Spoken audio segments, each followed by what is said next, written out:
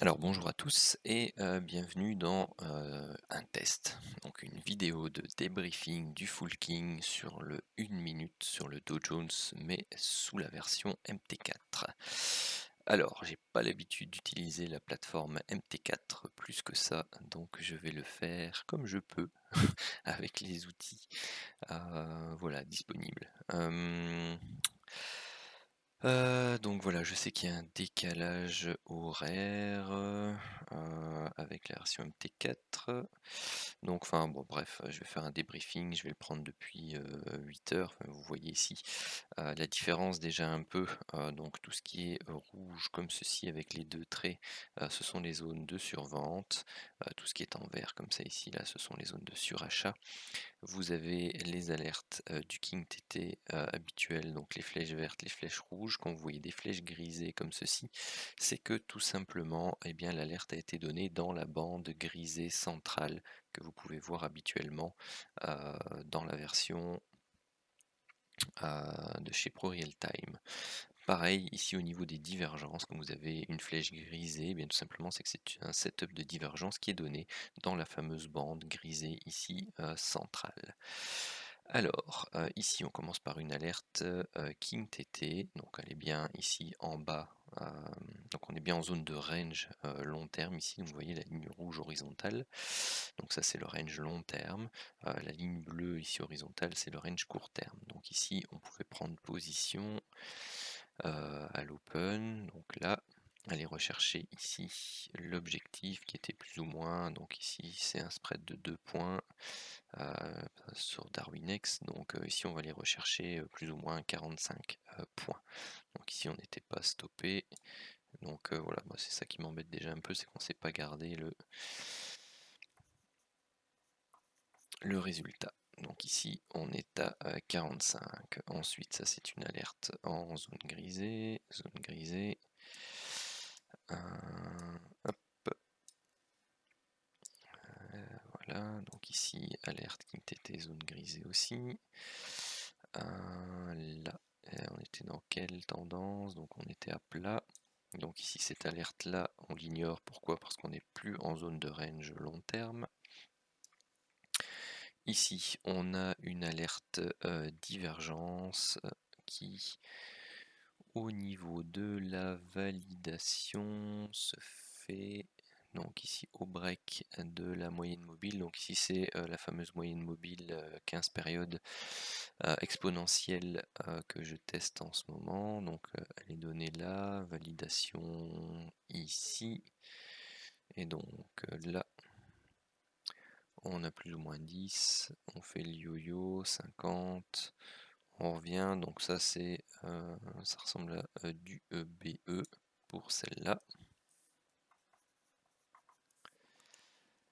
Parce qu'à nouveau, hein, c'est toujours pareil que sur le Santic, vous avez des alertes divergence. Vous voyez ici que la ligne de tendance long terme ne s'aplatit pas et continue de monter. Eh bien, il ne faut pas hésiter à sortir BE dans ce genre de structure ou en légère perte. Ici, ensuite les suivantes, c'est celle-là. Donc là, elle n'est pas validée, chandelier trop petit. Ici, la validation se fait là. Donc là, on a 15 points, on remonte, 50, ici 2 points, donc, oups, pardon. Donc là, ici, on en a une double, bon, il n'y a que celle-là qui était validée, hein, vous n'allez pas prendre position 2 fois ici. Donc vous allez voir que les alertes sont légèrement différentes que sur PRT, non seulement parce qu'on travaille sur le 1 minute, mais parce que le code, tout simplement, sous PRT, sous MT4, eh bien réagit légèrement différemment parfois que sous PRT. Donc voilà, c'est la différence un peu de flux, de plateforme, de codage. Donc celle-ci, je vais la compter en perte, mais de moitié. Pourquoi? Parce que vous êtes de nouveau dans une structure de yo-yo, donc vous voyez très bien que ici on sortira, mais on sortira pas en perte des 60 points de stop, mais plus rapidement, donc je vais compter 50%. Ici, nouvelle alerte, mais il n'y a pas de, validation pour moi. Pourquoi? Parce que déjà d'une part, vous avez le break ici à chaque fois avec des mèches, des petites bougies, donc quand vous avez ce genre de choses et que vous continuez à descendre, bien tout simplement, c'est que, dans la version avec la ligne de tendance et bien tout simplement, ah non c'est pas le bon. C'est que à la base, bah, vous étiez, comme ça, vous aviez les mèches, les mèches, les mèches, les mèches, les mèches. Finalement, vous arrivez ici, vous avez la longue mèche là et au final, bah, voilà, elle n'est pas, validée. C'est le même principe ici avec, pour rappel, la ligne, la moyenne mobile. Donc vous avez une mèche, donc vous définissez le niveau horizontal suivant et donc il faut que ce niveau horizontal là soit breaké avec un beau chandelier. Alors, comment on fait pour le bouger? Non? Flèche. Bon, désolé, hein, j'ai pas l'habitude, hein, mais pourquoi il veut pas? Ah, voilà, il me semblait bien que ça devait être plus simple que ça. Donc vous la baissez haut à la mèche suivante, à la mèche suivante, à la mèche suivante, à la mèche suivante, et vous n'avez jamais de cassure franche du niveau qui est donné par la mèche. Donc c'est le même principe, mais qui peut s'appliquer de manière un peu plus visuelle par rapport à la ligne de tendance. Pour ceux qui suivent entre guillemets l'indicateur qui est en partage gratuit pour l'instant sur le Discord en streaming, eh bien c'est la méthode visuelle à appliquer. Parce que bien entendu, si vous suivez le string, parce que vous n'avez pas MT4 ou pas Pro Realtime, ben, vous avez difficile à tracer sur votre écran la ligne de tendance, à moins de travailler avec une règle, hein. Je plaisante. Mais donc voilà, donc celle-ci pour moi n'est pas validée, celle-ci ne l'est jamais non plus. La suivante est celle-ci. Alors elle est donnée là, la validation, vous voyez hein, les mèches, les mèches, les mèches, les mèches, toutes les mèches, donc celle qui valide c'est celle-là. Donc si vous prenez position, pour moi ça commence à être un peu tard. Si vous prenez position ici, vous allez rechercher le setup 1 à plus ou moins 45 points. Et si vous sortez au break du canal,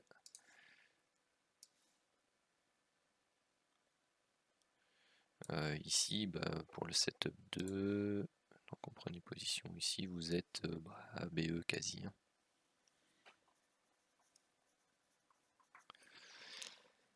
Donc ensuite griser, griser, griser, griser.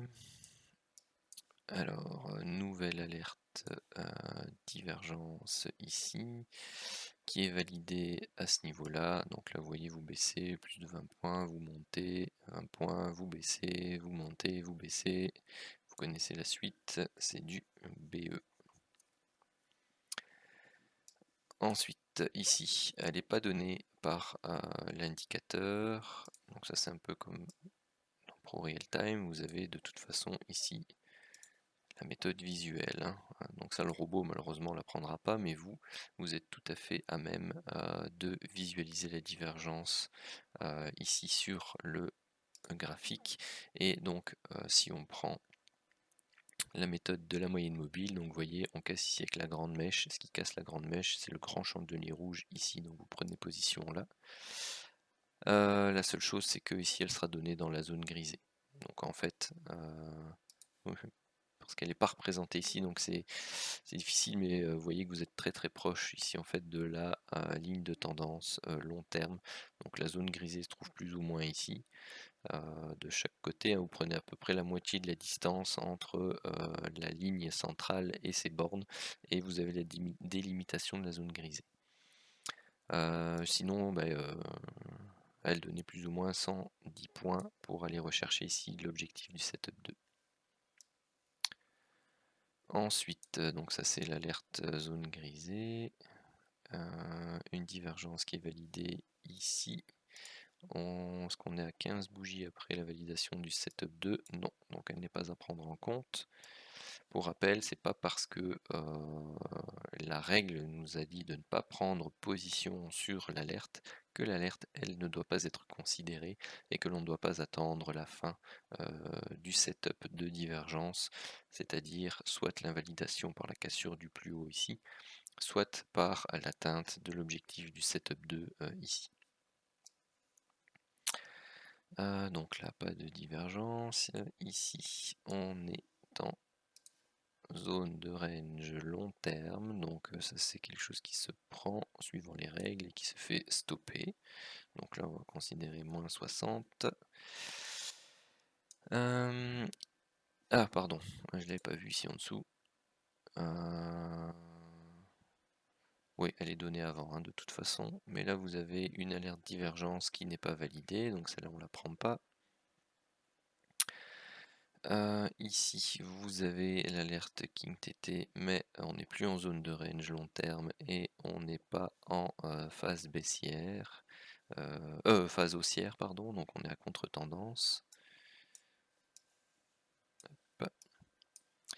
Ici, pareil, donc on n'est pas en zone de range long terme, il n'y a pas de setup de divergence. Hop, tout ça c'est zone grisée, zone grisée. Ici, la validation de l'alerte divergence se fait ici. Hop, on a 20 points, on remonte, donc celle-là on se fait stopper BE. Ici, vous en avez une série des alertes. Donc elles sont validées là. Donc là, vous montez 20 points, vous descendez 20 points, vous remontez, vous descendez, hop, ça c'est du BO, ou alors vous sortez en très petit gain ou très petite perte en fonction de votre façon de faire. Donc l'alerte arrive après, donc elle arrive déjà en dessous de la moyenne mobile, donc en plus elle est proche de sa zone 50, donc on n'en prend pas compte. Celle-ci non plus. Après on est déjà on est déjà passé 22 heures, donc à mon avis il n'y a plus d'alerte à prendre en compte, à part peut-être si vous tradiez tout simplement. J'ai pas pris la bonne. Le soir vous aviez ici la divergence qui était visible visuellement. Qu'est-ce que je raconte? Non. Je pensais qu'elle était encore visible. Non, toutes mes excuses. Hop, enfin soit.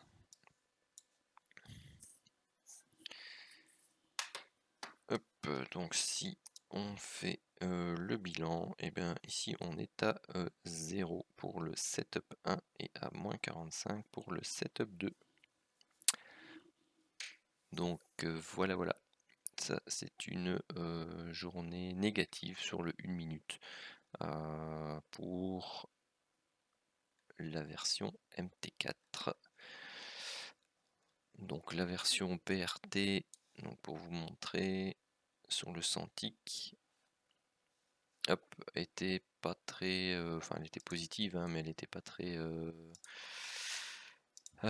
positive non plus par rapport aux autres journées. Donc on avait plus 90 pour le setup 1 avec 4 trades gagnants, 1 perdant, 5 BE.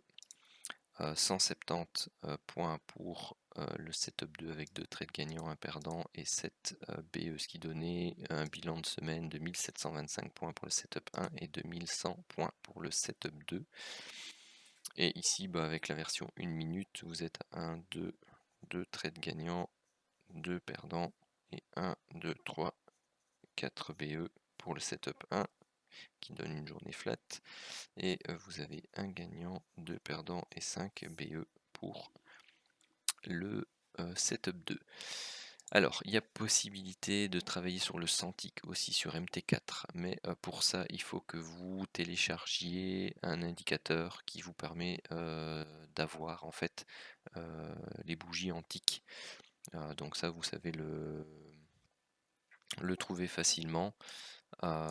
Et vous pouvez donc travailler la version sur le graphique antique. La seule chose, c'est qu'il faut laisser le graphique le matin charger un peu pour que les indicateurs puissent se mettre en place, pour qu'ils puissent avoir un historique suffisant. Si jamais vous avez des petits soucis, parce que je sais que ça arrive quand vous laissez votre plateforme ouverte toute la nuit sans jamais la couper, n'hésitez pas à faire un rafraîchissement le matin, parce que parfois avec la coupure, bien tout simplement votre plateforme MT4 ne met pas à jour les indicateurs, et donc n'hésitez pas à aller par exemple dans la liste des indicateurs, prendre le KingTT, l'éditer, faire un petit changement ici juste pour dire qu'il se fasse une mise à jour, un chargement complet, parce que quand vous faites par exemple simplement rafraîchissement, eh bien il ne le fait pas forcément de manière correcte. Donc ça, bon, ce sont les petites astuces qui viendront au fur et à mesure sur MT4. Mais bon, voilà, personnellement, moi je préfère travailler la version en TIC et bah, désolé, hein, mais la version sur Pro Real Time parce que j'ai plus l'habitude de manier la plateforme, tout simplement. Donc à l'occasion, je ferai des débriefings aussi sur le 1 minute, sur le sans tic. Juste pour sur le une minute sur le pardon, sur la version MT4, juste pour que vous puissiez avoir une visibilité aussi sur ce que ça donne sur le MT4.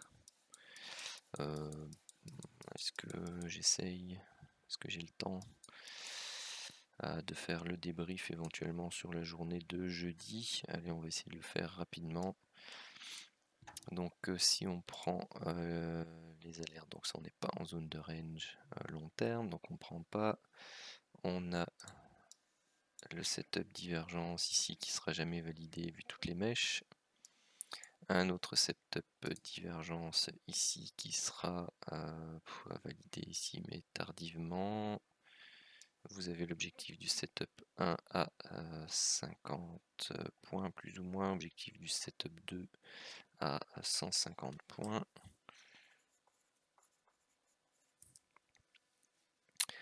Ensuite, on arrive aux divergences ici, donc qui se termine là, 15 bougies après, c'est plutôt par là, donc on n'y est pas avec la validation qui se fait là.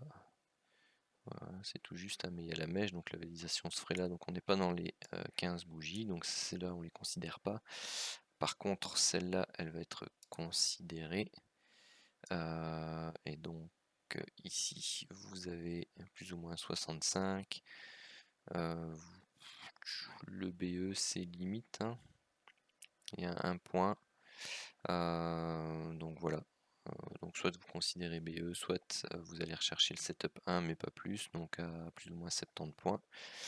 Moi pour les stats, bah, je vais le considérer BE tout simplement parce qu'on n'a pas les 2 points. Enfin, après ça dépend, si vous mettez à 0, vous n'êtes pas BE. Si, moi j'ai l'habitude de me mettre à plus 2, donc c'est le point d'entrée plus le spread, donc j'aurais été pris à BE, donc pour les stats, je considère avoir été pris à BE.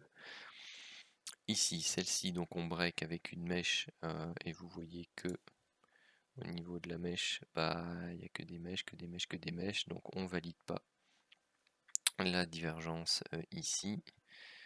On n'a pas de nouveau plus bas ici, donc on ne peut pas considérer une nouvelle divergence. Ensuite, c'est celle-ci qui est donnée. Donc là, vous avez le KingTT, mais qui étant opposé à la tendance baissière précédente. Où est-ce qu'il était? Il était là. Vous avez ici la validation par ce champ de lilas. Donc vous entrez ici, vous avez l'objectif du setup 1 à plus ou moins 55 points, objectif du setup 2 à plus ou moins 155.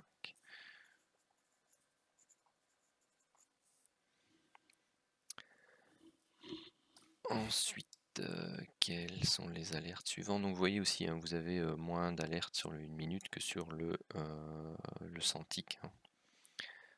Donc ici, ça c'est pas en zone de range long terme, c'est opposé à la tendance précédente qui est haussière. Ici, pareil, là vous avez deux setups de divergence non validés, mais là on fait un nouveau plus haut à cet endroit-ci. Donc la divergence, vous devez la considérer visuellement ici, comme ceci. D'ailleurs, celle-là aurait pu être considérée visuellement aussi, même si c'est léger. La validation se faisait sur ce chandelier là. Donc ici vous auriez eu plus ou moins 50 points, donc ça aurait été un BE.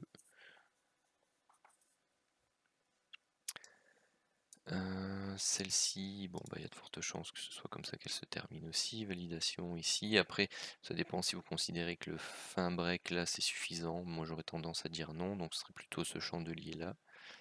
Ici, donc ces prises de position là.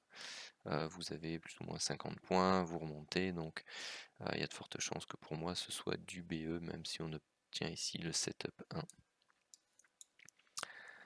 Ici, vous êtes dans le sens de la divergence, donc vous pouvez prendre position. Et l'objectif ici était donné à 80 points, plus ou moins.